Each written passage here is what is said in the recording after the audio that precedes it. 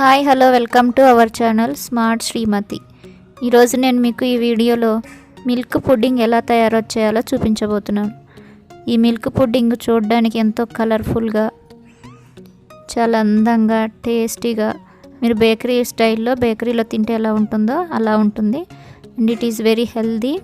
మిల్క్తో చేస్తున్నాను. పిల్లలు అయితే చాలా బాగా ఇష్టపడతారు. పర్ఫెక్ట్గా చేసుకోవాలంటే ఒకసారి ఇలా ట్రై చేయండి మీరు కూడా ఇంట్లో.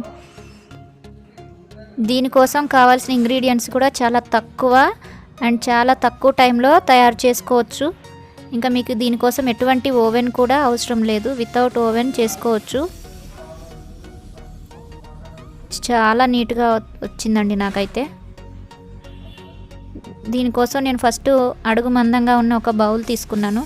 దానిలో ఒక 1/2 లీటర్ పాలు పోసుకొని బాగా బాయిల్ చేసుకున్నానండి, బాగా మరిగే వరకు. మీగడ కూడా కట్టకుండా బాగా స్పూన్తో తిప్పుకుంటూ మరిగించుకున్నాను. పాలని బాగా మరిగించుకున్నాను.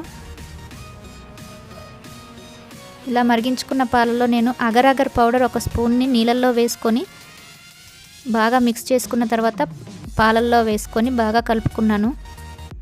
ఈ అగర్ పౌడర్ మనకి బయట దొరుకుతుంది, షాప్స్లో అవైలబుల్ ఉంటుంది, లేదా అమెజాన్లో కూడా తెప్పించుకోవచ్చు. నెక్స్ట్ ఒక స్పూన్ వెనీలా ఎసెన్స్ కూడా వేసానండి. స్మెల్ చాలా బాగుంటుంది కదా స్వీట్స్కి, అందుకని. నెక్స్ట్ ఒక కప్పు షుగర్ కూడా వేసుకున్నాను. ఇవన్నీ బాగా కలిసే వరకు బాగా మిక్స్ చేసుకున్నానండి. ఇవన్నీ పూర్తిగా కరిగిపోవాలి. అప్పటి వరకు హై ఫ్లేమ్ మీద పాలను మరిగిస్తూనే ఉండాలి. పాలు చాలా చిక్కగా అయిపోతాయి, మనకి చూస్తేనే తెలుస్తుంది. ఇప్పుడు అగర్ పౌడర్ వేసానండి. వాటర్లో కలుపుకున్న అగర్ పౌడర్ని. ఈ అగర్ పౌడరు ప్యూర్ వెజ్. మీకు ఎగ్ లేనందుకు ఎగ్లెస్ చేస్తున్నాం కాబట్టి అగర్ పౌడర్ కంపల్సరీ. నెక్స్ట్ ఒక గ్లాస్ బౌల్ తీసుకున్నాను. ఆ గ్లాస్ బౌల్ చాలా థిక్గా ఉన్నది తీసుకున్నాను.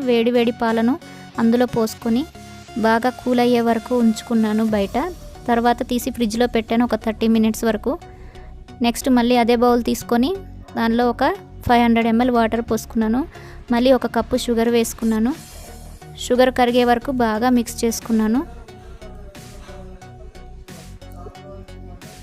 ఇలా మిక్స్ చేసుకున్న తర్వాత మళ్ళీ అగర్ పౌడర్ ఇందాక చెప్పినట్లుగానే మళ్ళీ ఒక స్పూన్ అగర్ పౌడర్ని నీళ్ళల్లో కలుపుకొని మిక్స్ చేసుకున్నాను.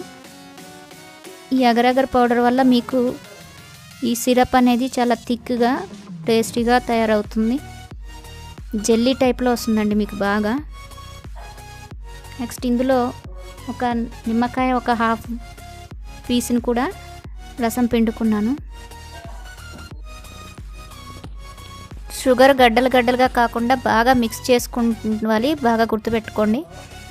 ఎక్కువసేపు కలుపుతూనే ఉండండి. ఈ అగర్ పౌడర్, షుగరు, నిమ్మకాయ అన్నీ బాగా మిక్స్ అయ్యే వరకు కలుపుతూ ఉండాలి. బాగా బాయిల్ చేయాలి వాటర్ని. నెక్స్ట్ ఈ లిక్విడ్లో నేను కొంచెం రెడ్ ఫుడ్ కలర్ కూడా వేశాను. దీనివల్ల మీ పుడ్డింగ్ చూడడానికి చాలా కలర్ఫుల్గా కనిపిస్తుంది. ఇది జస్ట్ ఆప్షనల్ అండి. రెడీ అయిన మన సిరప్ని, షుగర్ సిరప్ని ఇలా ఫ్రిడ్జ్లోంచి తీసిన పుడ్డింగ్ పైన వేసుకోవడమే. వేడిగా ఉన్నప్పుడు వేసుకోండి. మళ్ళీ ఇది చల్లగా అయ్యే వరకు, రూమ్ టెంపరేచర్కి వచ్చే వరకు బయట పెట్టుకొని మళ్ళీ ఫ్రిడ్జ్లో పెట్టుకొని 1 అవర్ తర్వాత తీసుకుంటే మన పుడ్డింగ్ రెడీ అయిపోతుంది. చాలా ఈజీ ప్రాసెస్. మీరు కూడా ట్రై చేసి ఎలా వచ్చిందో నాకు కామెంట్ బాక్స్లో కామెంట్ చేయండి. చూసారా ఎంత బాగా రెడీ అయిందో 1 అవర్ ఆఫ్టర్ 1 అవర్ తర్వాత.